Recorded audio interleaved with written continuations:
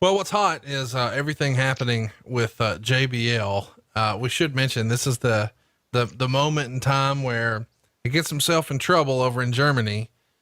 He works for CNBC. He's a contributor there, and on June 18th, he does an interview on the Howard Stern show where he's going to defend the Nazi gestures that he did in Germany. Quote, I can make fun of everybody I can. And he described his character as a cross between J.R. Ewing, Pat Buchanan, and David Duke. And he said his role as an actor is similar to that of an actor in a movie. Quote, this is like saying Anthony Hopkins is culpable for being Hannibal Lecter. And he blamed his being fired on CNBC. Quote, some little guy that had a pro wrestling website emailed the network. And he did say that he was not at all in favor of the actions of Nazi Germany, which seems silly to even mention. But when you first hear, hey, Bradshaw's done something silly and there's a little bit of pushback, we're going to have to cut him loose, is the understanding when that comes down that, hey, we're just doing this to CYA, we're going to bring him back shortly? Well, I could tell you, I didn't think that when I first heard it, that there would be that much of a disturbance about it, because John was being advertised to appear and was performing as his character, who was a detestable villain on television week in and week out, that we have seen to go to any cost to achieve his success. And he's an articulate guy for it, but he's a big mouth Texan is that in that character. I didn't think anything about it, man. I really didn't. And then all of a sudden, well, it's a big deal. And I think, is it a big deal here in the Northeast where I live in Connecticut, or is it a big deal everywhere? Because I'm betting you somewhere in Oklahoma or Texas, they don't give a shit. They just don't. They got bigger things to do, like earning a living and buying groceries. So I didn't understand it. Now I understand the gravity of it. I'm not by any stretch Adolf Hitler fan. I don't have any of his memorabilia. I don't watch his movies. I'm done with that guy. He's a goddamn devil.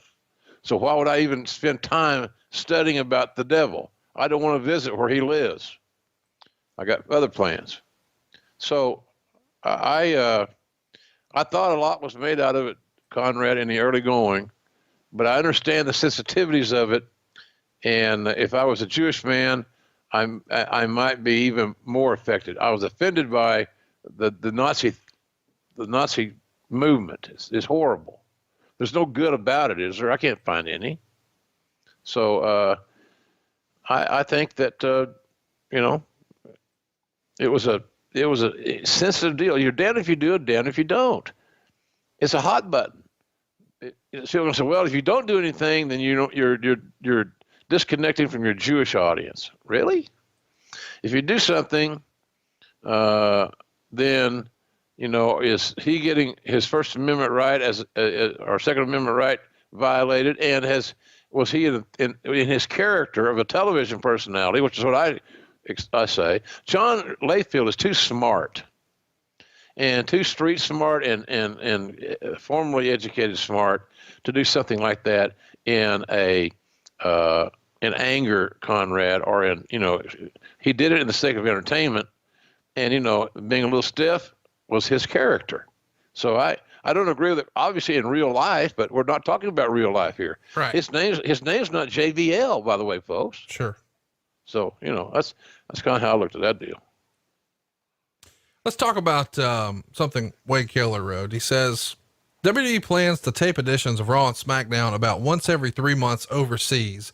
Linda McMahon announced the news in her investor press conference this week, and the decision is in part a scheduling convenience, as it will allow WWE to run a full week's worth of shows overseas without worrying about rushing back for Raw and SmackDown.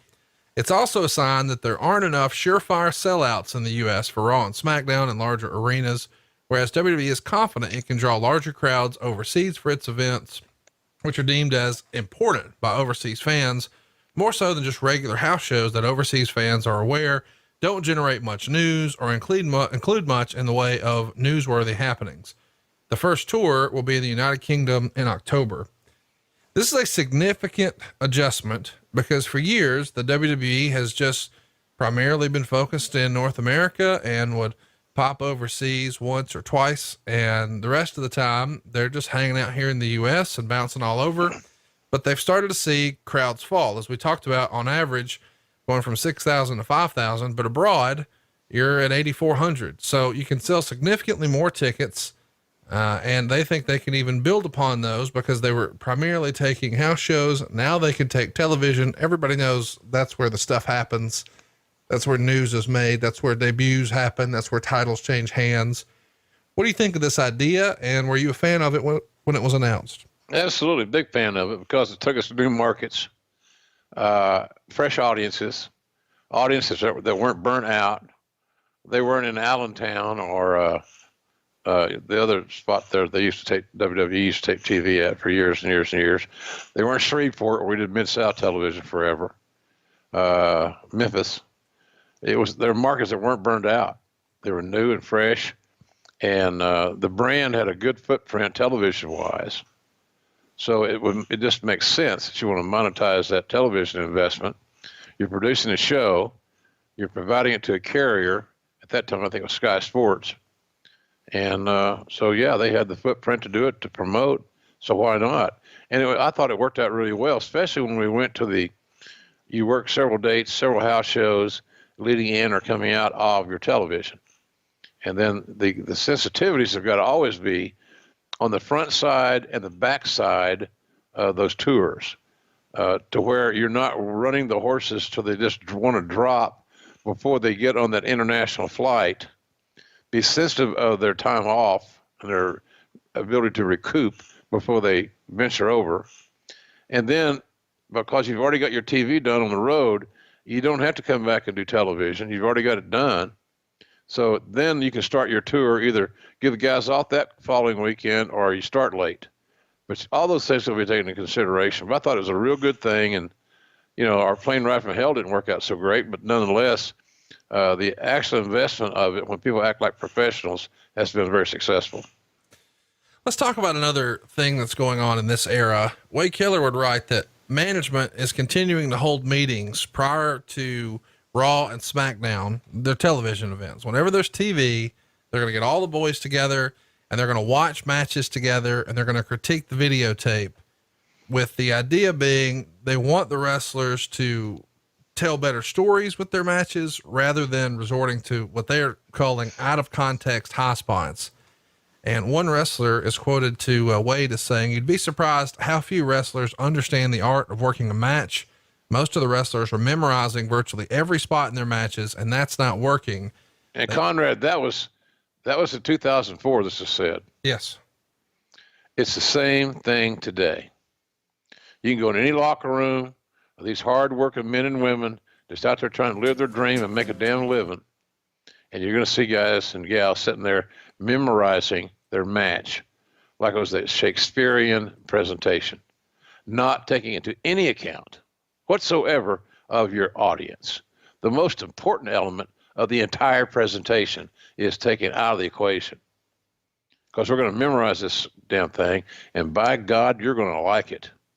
Yeah. So the gist is, if give them more of what they're buying, but if you're not planning your next move based on how the crowd responded to the most recent one, then maybe you're not as in tune with the crowd as you could be. That's your perspective, right? Right. Pretty much. Wade Keller would also say Steve Austin has decided against working for Japan's Dream Stage Entertainment. According to one source, the company made Austin a lucrative offer, but he was concerned that his stock with WWE would drop if the Japanese shows didn't draw well. You're friends with Steve. What do you make of Wade's report here? Well, I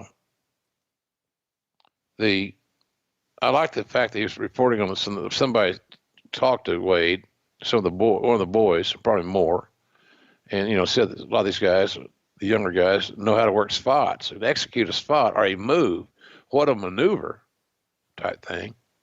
But most of them don't know how to connect the dots and take you on a psychological ride that is required to be skilled at your profession in this world. Hey, it's Conrad Thompson. Thanks for checking out the podcast here on YouTube. Be sure to hit the subscribe button and the notifications bell so you get a notice anytime we upload some new content. And go save yourself some money right now. If you're in a 30-year loan or you have credit card debt, it's not a matter of if I can save you money, it's a matter of how much. Find out right now for free at SaveWithConrad.com.